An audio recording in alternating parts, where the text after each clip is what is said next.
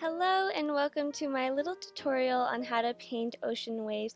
This was actually my very first time painting waves, but I found it's a pretty simple process and it's just important to work in layers. So hopefully you can learn a little something from the video, and thank you so much for watching.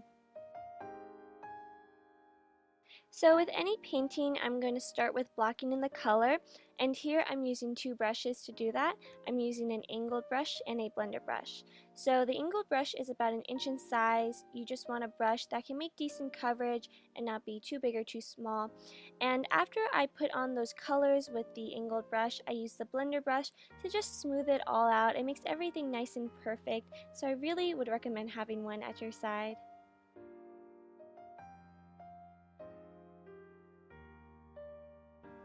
As the colors extend from the horizon line to where the waves are meeting the rocks, I'm using lighter and brighter colors.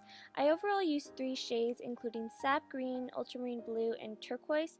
Turquoise being my brightest color, I usually dull it down with green in some areas, or where I wanted the lightest shades of the waves, I would dull it down with some white. And where the waves are meeting the rocks, that's where all of the foam is going to be, so I'm blocking in more grayish tones there.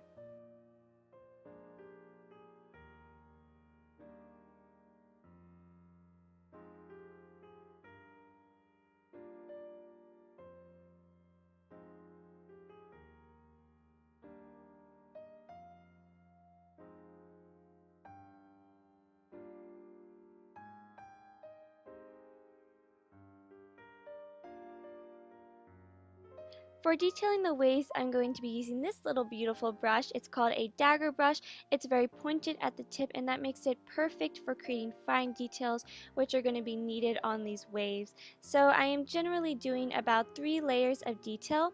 The first 2 layers are going to be that like squiggly pattern you see on the water. The difference is that the second layer is just going to be a little bit lighter, so we're just layering that color. It adds more depth and makes it more realistic. And I'm also going to be using a decent amount of paint thinner for those layers so that the paint just glides pretty easily.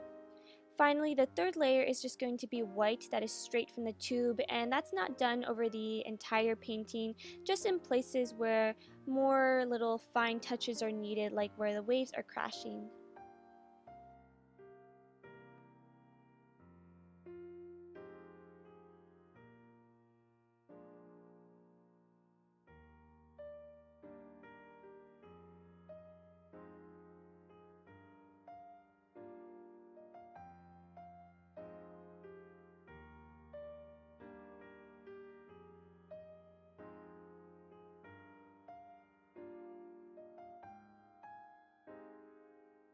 So here's where I'm using that white straight from the tube to just add on some more fine details to the wave, and I'm also using a fan brush here, and I coat it in white paint and just tap it onto the ends of the wave, and this creates that crashing effect. It's really good at doing it.